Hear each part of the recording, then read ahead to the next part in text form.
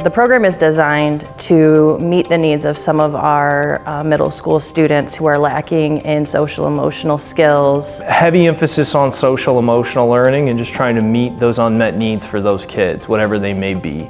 Working with kids on things like respect and generosity, gratitude, grit, all of those types of concepts. If I had to put it in a nutshell in terms of what we do on an average day is build relationships with kids.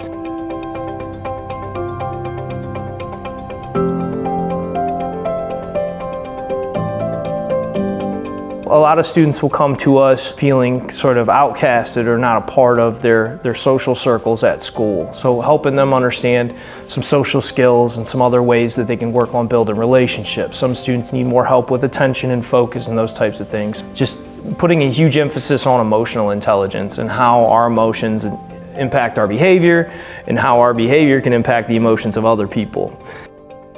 That's the thing our students ask us when they come to the rec, like, hey, are we bad kids? Like, is that why we're here? And we're like, listen, we honestly believe this.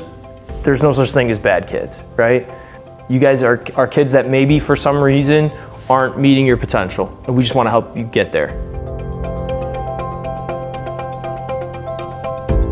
Teachers have anywhere from 25 to 30 kids in their classroom, and so meeting the needs of every individual kid is a pretty large ask. Our goal is that we figure out, while that kid is with us at the rec, what are some really effective strategies to use with that youth that can then be transitioned back into the classroom.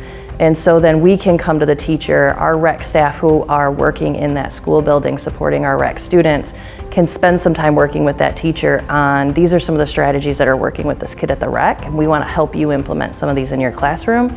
And they may not only help that kid, but they may also help other kids in the classroom.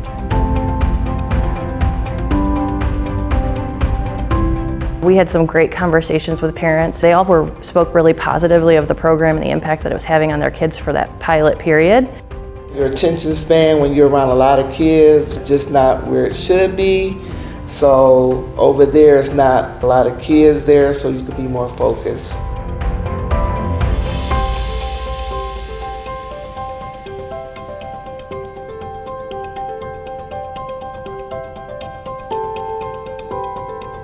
The youth today, they need all the help that they can get, so I feel it's a good program. Some of the biggest successes or biggest wins that we had at the rec were things that just tied into our students really developing a sense of security, belonging, attachment to other people. Hearing feedback from parents talking about how their students are coming home and engaging with them a lot more on a daily basis, telling them about something they were really excited about or telling them something they were struggling with, where before it might have been a little bit more like pulling teeth. There were a couple of students that would tell us that they liked it because of how they were treated there.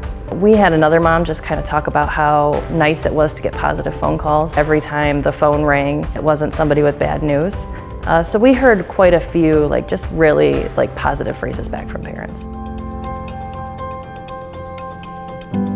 The rec team has spent all summer planning, working out the kinks, adjusting systems, adjusting some of our program design just based on all of the information that we gathered during that pilot process.